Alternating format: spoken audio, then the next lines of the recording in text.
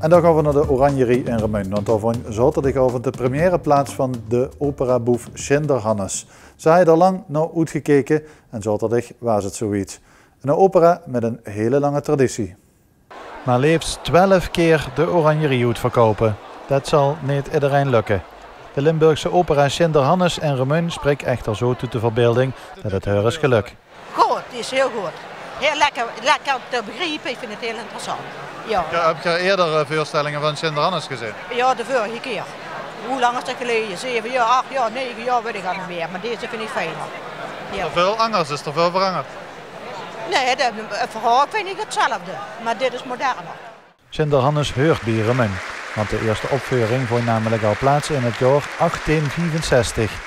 En net zoals 150 jaar geleden is het een opera volledig in het Remunse dialect. Alleen de duivel, die spreekt met een overdreven Amsterdams accent. Je speelt met vuur, met Fisto. Ja. Want ik ben hier de slimste. Ik speel niet alleen met vuur, maar ook met water. Dan laat ik het regenen, dan komt er onweer, bliksem en...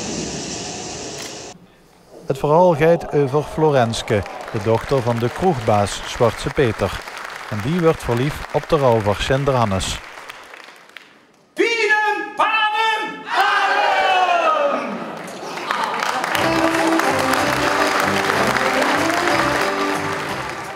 En als vlak na de pauze de broerlof van Schinderhannes en Florenske plaatsvindt, zingt de hele zaal uit volle borst met. Een kippenvelmomentje, c'est l'amour.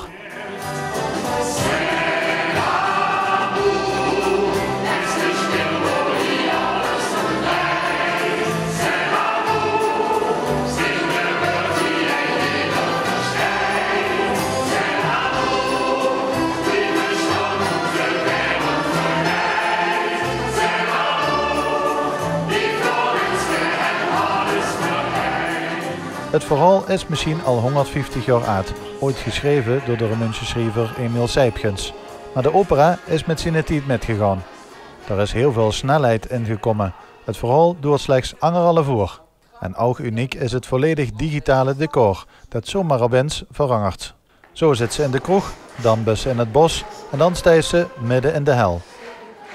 Maar die kerstmarkt kwam ieder jaar weer mooi terug.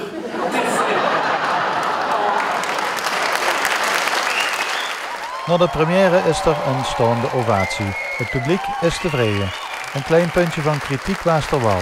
Niet alle acteurs waren even duidelijk te verstaan. Het is echter slechts een klein minpuntje op een hele dikke plus. Remun is trots op zijn opera, ook na 150 jaar.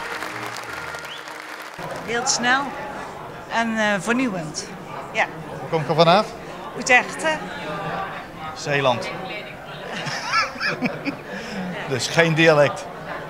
Maar goed dat er dan stukjes Amsterdamse dialect in zijn. Ja, oké, dat kunnen we wel hebben, ja. Maar we leren snel. Eerste keer Schinderhannes. Nee, dit is al de derde keer. Ja. Het verandert wel door de jaren heen eigenlijk, hè? Er is heel veel veranderd. Het is veel sneller geworden en ook veel meer ingespeeld op deze tijdsgeest.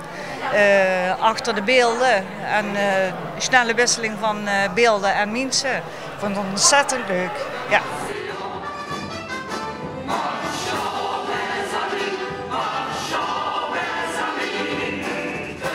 Ik vond hem prachtig.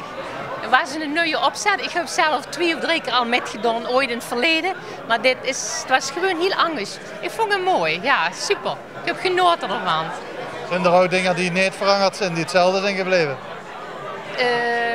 Nou, nee. C'est l'amour. Juist, de liedjes, bepaalde liedjes koos ik terug, ja. Ja, mooi. Dat is heel mooi. Ik heb echt genoten. En met name het leuke is mijn dochter die met. En ik kijk ze alleen maar naar uw dochter natuurlijk. Maar het hele gezelschap, prachtig gewoon. Ik heb echt genoten ervan. Heerlijk, jawel. En die dochter, wat had die voor rol? Ja, een van de dames in de herberg. Dus ja, van het algeheel zeg maar. Dus nog niet de hoofdrol. Maar wij hebben het top, echt leuk. Echt een aanwinst voor Remun vind ik het. Prachtig gedaan.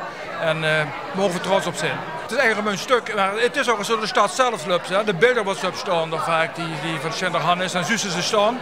En dan denken ze toch aan dit stuk, en dan zussen het stuk. En dan zussen staan, dan ben ik toch wel trots op Remun, best wel.